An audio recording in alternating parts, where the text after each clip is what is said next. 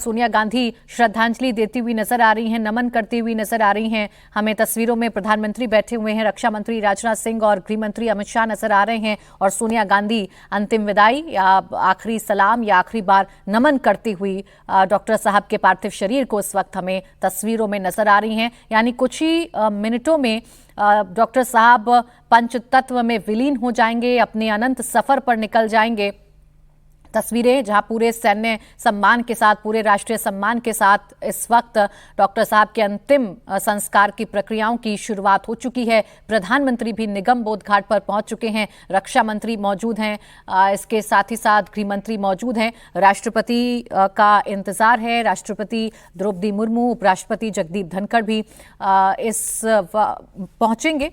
और देखिए राष्ट्रपति का इंतजार और अब उपराष्ट्रपति जगदीप धनखड़ हमें तस्वीरों में नजर आने लगे हैं। बस अब इंतजार है राष्ट्रपति द्रौपदी मुर्मू का। जैसे ही राष्ट्रपति द्रौपदी मुर्मू पहुंचेंगी, गणमान्य लोगों के पहुंचने का सिलसिला खत्म होगा और वैसे ही अंतिम संस्कार की जो प्रक्रियाएं हैं वो शुरू हो जाएंगी। तीनों सेना के जो प्रमुख हैं वो भी इस वक्त मौजूद हैं निगम बोध घाट पर और पूरा राष्ट्रीय सम्मान, पूरे राजकीय सम्मान के साथ। हालांकि इसी सम्मान को लेकर एक सियासी जंग जरूर छिड़ी हुई है, वो अलग बहस का विषय है।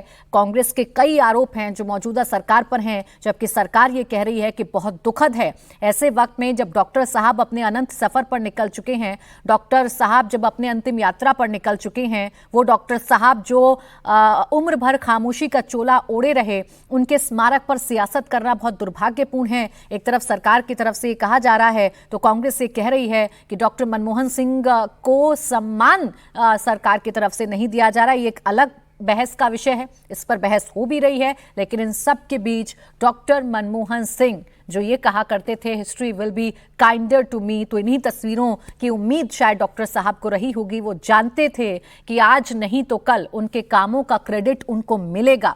हालांकि जीते जी अपने किसी भी काम का क्रेडिट डॉक्टर साहब ने नहीं लिया। कभी भी उन्होंने ये इच्छा नहीं जताई कि जो काम उन्होंने किया है उसे बढ़ चढ़कर बताएं। देखिए किरण रिजिजू, जेपी नड्डा साहब आपको नजर आ रहे होंगे, वीके सक्सेना दिल्ली के उपराज्यपाल आपको तस्वीरों में नजर आ रहे हैं। इसके अलावा गृह मंत्री अमित शाह, प्रधानमंत्री नरेंद्र मोदी, और कल प्रधानमंत्री नरेंद्र मोदी आवास पर गए, डॉक्टर साहब के वहां पर श्रद्धांजलि दी और साफ तौर पर वीडियो संदेश में ये बताया कि कितने सच्चे ईमानदार थे डॉक्टर साहब। और दीपक जी, यही अलग बनाता है किसी भी राजनेता को। जब तक राजनीतिक करियर में रहे, जब तक प्रधानमंत्री के पद पर रहे, तब तक आपको राजनीतिक आलोचनाओं का सामना करना पड़ा। लेकिन जब वक्त आपके अंतिम विदाई का आया तो आपकी अच्छाइयां, आपके योगदान, आपकी ईमानदार वाली छवि, इसके मुरीद तो विपक्ष के नेता भी हो जाते हैं और उनकी जबान से वो बातें निकलती हैं। ठीक है प्राची, मैं मानता हूं आप बिल्कुल सही कह रही है और मैं ये भी जानता हूं कि जब तक प्रधानमंत्री के पद पे थे ना डॉक्टर मनमोहन सिंह, आप ये कह सकते थे वो मौन मोहन हैं, आप ये कह सकते थे कि वो आधी अधूरी सरकार चलाते हैं, आप ये कह सकते थे वो वीक प्रधानमंत्री हैं, आप ये कह सकते थे कि उनकी योजनाओं के अंदर जो है फॉरवर्ड लुकिंग पॉलिसी नहीं है, आपकी उनकी सरकार के अंदर बहुत भ्रष्टाचार था। लेकिन कोई ये नहीं कह सकता था कि मनमोहन सिंह बेईमान है।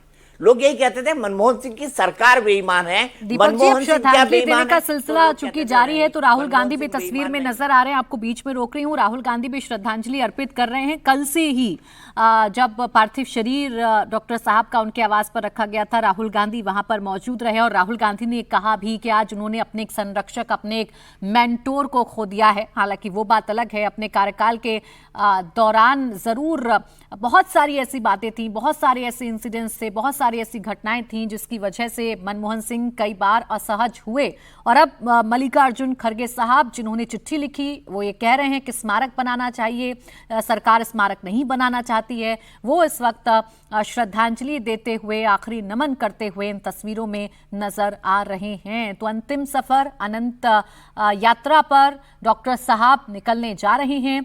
वो शख्स जो बंटवारे से पहले पाकिस्तान के एक छोटे से गांव में पैदा हुआ, वो गांव जिसमें बिजली की सुविधा तक नहीं थी, उस गांव से निकलकर बंटवारे के बाद भारत आए, भारत में आकर अपनी पढ़ाई शुरू की, दादा दादी ने पालन पोषण किया, उसके बाद विदेश गए, पढ़ाई हासिल की और फिर देश के प्रधानमंत्री के पद पर 10 सालों तक काबिज रहे। ऐसे डॉक्टर मनमोहन सिंह अपने अनंत सफर पर इस वक्त अपने आखिरी सफर पर निकल चुके हैं।